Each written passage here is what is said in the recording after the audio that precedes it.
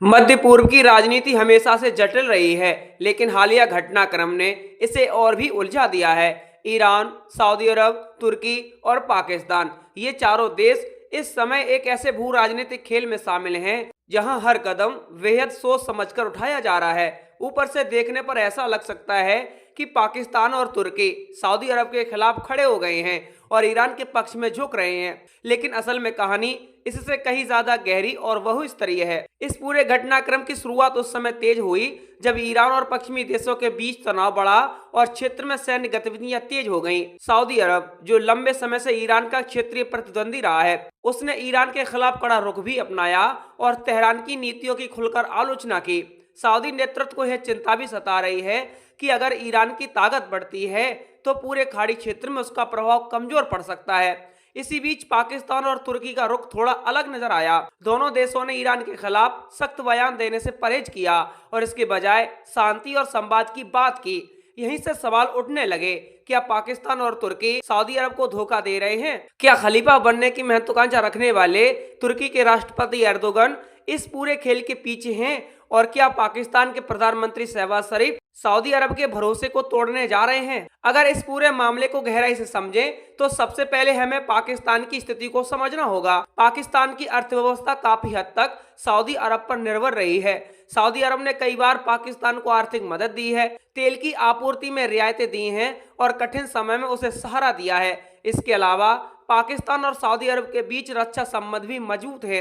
हजारों पाकिस्तानी सैनिक सऊदी अरब में तैनात रहे हैं और दोनों देशों के बीच सैन्य सहयोग लंबे समय से चला आ रहा है। लेकिन दूसरी तरफ पाकिस्तान की सीमा ईरान से भी लगती है।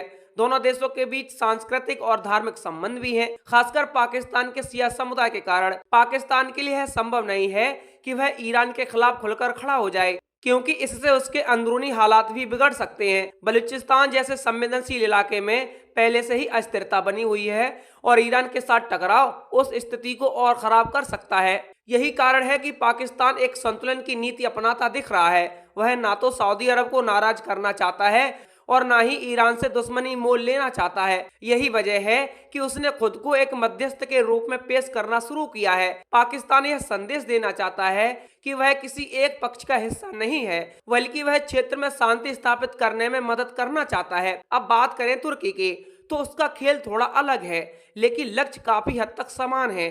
तुर्की के राष्ट्रपति एर्दोगन लंबे समय से खुद को मुस्लिम दुनिया के नेता के रूप में स्थापित करने की कोशिश कर रहे हैं। उन्होंने कई बार ऐसे कदम उठाए हैं जिससे यह संदेश जाए कि तुर्की सिर्फ एक क्षेत्रीय शक्ति नहीं, बल्कि वैश्विक इस्लामी नेतृत्व का दावेदार है। यहाँ पर ध्यान देने वाली बात यह है कि तुर्की और सऊदी अरब के साथ रिश्ता हमेशा से उतार चढ़ाव भरा रहा है। खासकर जमाल खशोगी हत्याकांड के बाद दोनों देशों के बीच तनाव बढ़ गया था। हालांकि बाद में रिश्तों को सुधारने की कोशिशें हुई, लेकिन पूरी तरह से भरोसा बहाल नहीं हो पाया। ऐसे में जब ईरान का मुद्दा सामने आया तो तुर्की ने सऊदी अरब की लाइन को पूरी तरह से फॉलो नहीं किया। एर्दोगन ने ईरान पर हो रहे हमलों की आलोचना की और इसे अंतर्राष्ट्रीय कानून के खिलाफ बताया। हालांकि उन्होंने ईरान का खुलकर समर्थन भी नहीं किया। उनका मुख्य फोकस यह दिखाने पर रहा कि तुर्की एक न्यायपूर्ण और संतुलित ताकत है जो किसी भी अन्याय के खिलाफ खड़ी होती है। अब सवाल उठता है कि क्या एर्दोगन पाकिस्तान को अपने साथ लेकर सऊदी अरब के खिलाफ कोई बड़ा खेल कर रहे हैं? इसका जवाब इतना सीधा नहीं है, क्योंकि तुर्की और पाकिस्तान के बीच करीबी संबंध जरूर हैं। दोनों देश कई अंतर्राष्ट्रीय मंचों पर एक दूसरे का समर्थन करते हैं। रक्षा सहयोग भी बढ़ रहा है और दोनों देशों के बीच रणनीतिक साझेदारी भी मजबूत हो रही है। लेकिन इसका मतलब यह नहीं है कि पाकिस्तान पूरी तरह से तुर्की के इशारे पर चल रहा है। पाकिस्तान की अपनी मजबूरियां और प्राथमिकताएं हैं। वह सऊदी अरब को नाराज करने का जोखिम नहीं उठा सकता, क्योंकि इससे उसकी आर्थिक स्थिति पर गंभीर असर पड़ सकता है। सऊदी अरब की चिंता भी समझ में आती है। उसे यह लग रहा है कि जिन देशों को वह अपना करीबी सहयोगी मानता था, वे अब पूरी तरह से उनके साथ खड़े नहीं हैं, खासकर तब जब वह ईरान के खिलाफ कड़ा रुख अपनाना चाहता है। पाकिस्तान और तुर्की का न्यूट्रल रुख सऊदी अरब को असहज कर रहा है, क्योंकि उसे उम्मीद थी कि ये दोनों देश खुले तौर पर उसका समर्थन करेंगे। इस पूरे घटनाक्रम में एक और महत्वपूर्ण पहलू है और वो है अंतर्राष्ट्रीय राजनीति। अमेरिका, चीन और रूस जैसे बड़े देश भी इस क्षेत्र में सक्रिय हैं। अमेरिका सऊदी अरब और इजराइल के साथ खड़ा नजर आता है, जबकि चीन और रूस ईरान के साथ अपने संबंध मजबूत कर रहे हैं। ऐसे में पाकिस्तान और तुर्की जैसे देश इस संतुलन को ध्यान में रखते हुए अपनी रणनीति तय कर रहे हैं। पाकिस्तान के लिए यह भी जरूरी है कि वह अमेरिका के साथ अपने संबंधों को पूरी तरह खराब न करे। वहीं चीन उसका सबसे बड़ा रणनीतिक साझेदार है। चीन और ईरान के बीच भी अच्छे संबंध हैं। इस जटिल समीकरण में पाकिस्तान को हर कदम बहुत सोच समझकर उठाना पड़ रहा है। अगर इस पूरे मामले को एक बड़े नजरिए से देखें तो यह साफ होता है कि यह सिर्फ ईरान बनाम सऊदी अरब की लड़ाई नहीं है, यह क्षेत्रीय नेतृत्व की लड़ाई है, प्रभाव की लड़ाई है और वैश्विक शक्ति संतुलन की लड़ाई है।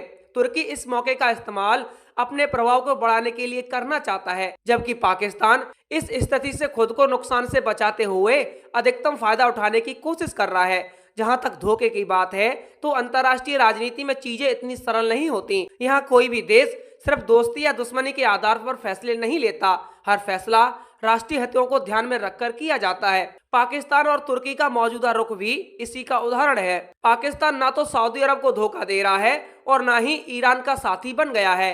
वह सिर्फ यह सुनिश्चित कर रहा है कि वह किसी भी स्थिति में खुद को सुरक्षित रखे। इसी तरह तुर्की भी अपने हितों को ध्यान में रखते हुए एक संतुलित लेकिन प्रभावशाली भूमिका निभाने की कोशिश कर रहा है। आने वाले समय में यह देखना दिलचस्प हो जाएगा कि यह संतुलन कितने समय तक बना रहता है। अगर ईरान और सऊदी अरब के बीच तनाव और बढ़ता है तो पाकिस्तान और तुर्की पर भी दबाव बढ़ेगा कि वे स्पष्ट रूप से किसी एक पक्ष का समर्थन करें। उस स्थिति में उनकी न्यूट्रल रणनीति कितनी टिकाऊ और साबित होती है, यह एक बड़ा सवाल होगा। फिलहाल के लिए इतना कहा जा सकता है कि यह पूरा मामला धोखे से ज्यादा रणनीतिक संतुलन का है। पाकिस्तान और तुर्की दोनों ही इस खेल को बहुत सावधानी से देख रहे हैं, जहां हर कदम के पीछे एक बड़ी योजना छिपी है। सऊदी अरब की नाराजगी अपनी जगह सही हो सकती है, लेकिन यह भी सच है कि बदलती वैश्विक राजनीति में पुराने समीकरण हमेशा वैसे नहीं रहते। इस पूरे घटनाक्रम ने एक बार फिर यह साबित कर दिया है कि अंतर्राष्ट्रीय संबंधों में स्थायी दोस्त या दुश्मन नहीं होते,